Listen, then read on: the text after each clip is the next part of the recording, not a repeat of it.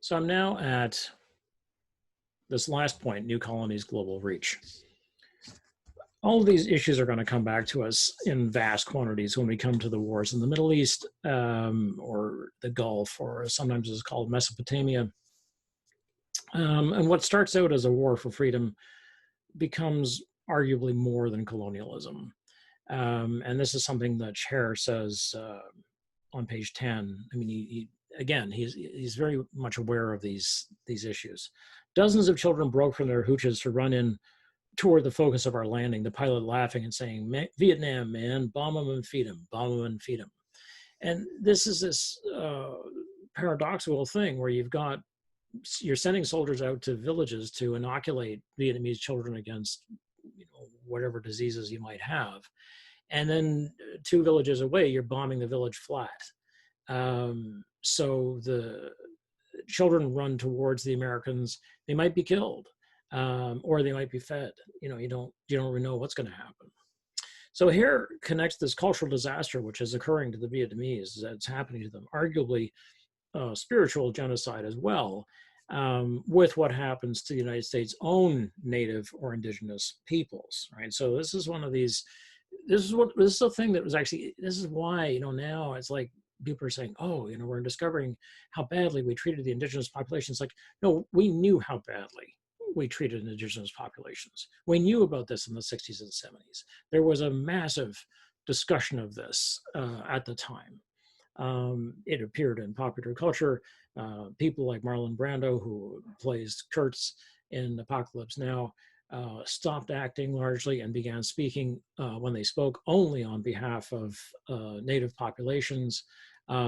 He adopted tribes. I mean, there was this in Canada. There was the same kind of thing. I mean, there's the sense that people had been rolled over. There had been a genocide. Perhaps nowhere was it more evident in something like, 2 films I'm thinking of that were American. One, which was Little Big Man, where Dustin Hoffman plays a young mixed race, basically, apparently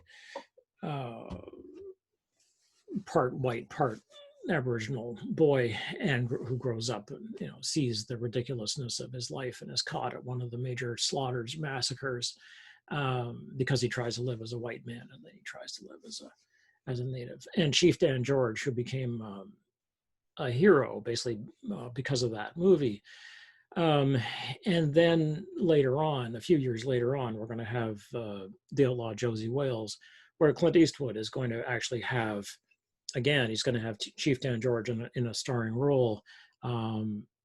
It's a small role, but it's a starring. I mean, it appears to be small. Actually, arguably, Chief Dan George steals the show, and Ten Bears, the guy who plays Will Sampson, who plays Ten Bears, who will have a major role. And he doesn't romanticize the native populations. At all.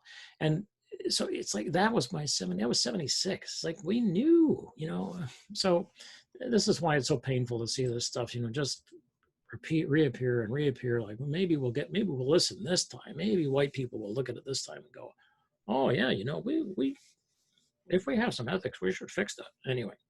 So what Herr says about this is, might as well say that Vietnam was where the Trail of Tears was headed all along. Might just as well lay it on the proto-gringos who found the New England woods, too raw and empty for their peace, and filled them up with their own imported devils. This is a complex piece of thing that you have to untangle to understand what's going on. And I don't have a page number for you there. Sorry, I will find the page number. But if you have I'll find it for you. So might as well say that Vietnam was where the Trail of Tears was headed all along. Okay, so the Trail of Tears is the death march that was forced on the Choctaw, Creek, Chickasaw, Seminole, Cherokee, among others. There are many tribes who lived in a number of states, including Florida and Georgia. In other words, the eastern the eastern south of the United States. And during the 1830s, they were force marched or forcibly evacuated, but really they were force marched to land west of the Mississippi, which was 2,000 miles away. So they were just walked. Like there were no wagons, and there were no, this was the 1830s, right? There were no horses. They walked, and they moved. The Americans moved they estimate some 100,000 people on this trail. It wasn't really just one trail, but it was many. In this push to get to simply, they wanted the land. They were like out, and they just pushed whole tribes out. And over the course of this 2,000 miles of trail, it's estimated that some 15,000 of them died. Hence the name, the Trail of Tears, because the likelihood was you weren't going to make it. Now, the people who weren't going to make it were going to be children and old people, right? So who are you killing? Well, these are not soldiers you're killing. So it was a slaughter. So Herr is saying, Trail of Tears, this forced evacuation, which encompasses enormous amounts of death, ends up in Vietnam. It's the same thing, where you're pushing the Vietnamese out of their own country. Get out. We want this territory. We want this as ours. Then there's the arrival, of course, of, as you know, what many people call settler colonialists from Great Britain and France and Spain, who commit genocide on the natives who are living here, right, in Canada and in North America. And this is one of the causes that had become vital in the 1960s.